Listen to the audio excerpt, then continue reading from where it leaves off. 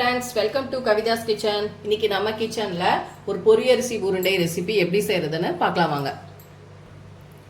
அடுப்பை ஆன் பண்ணிட்டு ஒரு கடாயில 1 கப் அளவுக்கு நான் புழுங்கல் அரிசி தாங்க எடுத்திருக்கேன். புழுங்கல் அரிசியை நம்ம நல்லா ரோஸ்ட் பண்ணி எடுத்துக்கலாம். இந்த அரிசி நல்லா பொரியிற அளவுக்கு நம்ம நல்லா ரோஸ்ட் பண்ணி எடுத்துக்கலாம். இப்போ பாருங்க, அரிசி நமக்கு நல்லாவே பொரிஞ்சிருச்சு. இந்த அளவுக்கு பொரிஞ்சிருக்கணும். இப்போ ஸ்டவ் ஆஃப் பண்ணிட்டு இதை ஒரு தட்டுக்கு மாத்திட்டு ஆறுனதுக்கு அப்புறம் இதை நம்ம ஃபைன் பவுடரா அரைச்சிக்கலாம்.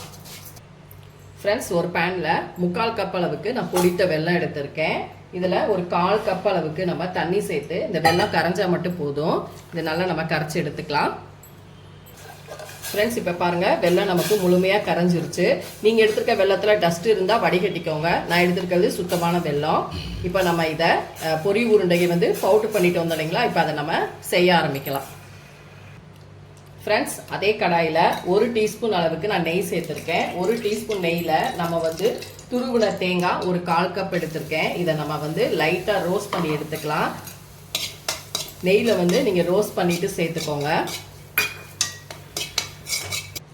ஃப்ரெண்ட்ஸ், இப்போ பாருங்கள், நம்ம அந்த பொரியரிசியை நல்லா மிக்சி ஜாரில் ஃபைனாக அரைச்சாச்சு. இந்த அளவுக்கு அரைச்சிருக்கணும். இப்போ நம்ம நெய்யில் வறுத்து வச்ச முந்திரி சேர்த்துக்கலாம். தேங்காய் சேர்த்துக்கலாம். நான் தேங்காயை ஆல்ரெடி ஒரு 3 ஏலக்காய் சேர்த்துட்டு நான் மிக்சி ஜாரில் அரைச்சிட்டேன். ஃப்ரெண்ட்ஸ், நீங்கள் தனியாக கூட நீங்கள் சேர்த்துக்கலாம். இது கூட ஒரு 3 டீஸ்பூன் அளவுக்கு நான் பொட்டுக்கடலை சேர்த்துருக்கேன். இது கூடவே நீங்கள் வறுத்த வேர்க்கடலை கூட ஒரு 3 டீஸ்பூன் சேர்த்துக்கலாம். அதுவும் டேஸ்ட்டு சூப்பராக இருக்கும். இப்போ நம்ம வெள்ளைப்பாக சேர்த்துக்கலாம். கொஞ்சம் கொஞ்சமாக நம்ம வெள்ளை தண்ணி சேர்த்துக்கலாம். ஃபுல்லாக ஊற்றிடக்கூடாது. கொஞ்சம் கொஞ்சமாக நம்ம சேர்த்துக்கணும். கொஞ்சம் சூடாக இருக்கும் பொழுதே தான் நம்ம இதை உருண்டை பிடிக்க முடியும். நல்ல ஒரு பாரம்பரியமான ஒரு ஹெல்த்தி ஸ்நாக்ஸ் தாங்க இது. இப்போ நம்ம கையில் ரெடி பண்ணிக்கலாம்.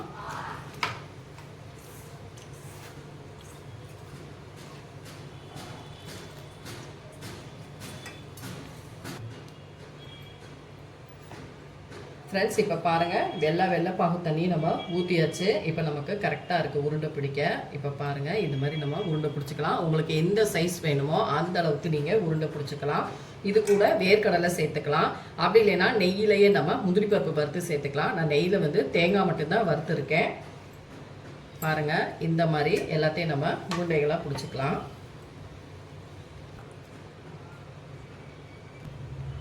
ஃப்ரெண்ட்ஸ், நமக்கு அருமையான ஒரு ஆரோக்கியமான பாரம்பரியமான நமக்கு பொரியரிசி உருண்டை ரெடி ஆயிடுச்சு. பாருங்கள் எவ்வளோ சாஃப்டாக இருக்குதுன்னு.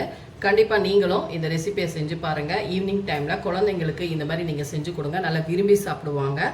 இந்த வீடியோ பிடிச்சிருந்தா லைக் அண்ட் ஷேர் பண்ணிவிட்டு மறக்காமல் கவிதாஸ் கிச்சனுக்கு சப்ஸ்கிரைப் பண்ணிக்கோங்க. கூடவே ஃபேஸ்புக்கில் ஃபாலோ பண்ணுங்கள். அடுத்த வீடியோவில் உங்களை சந்திக்கிறேன். தேங்க்யூ.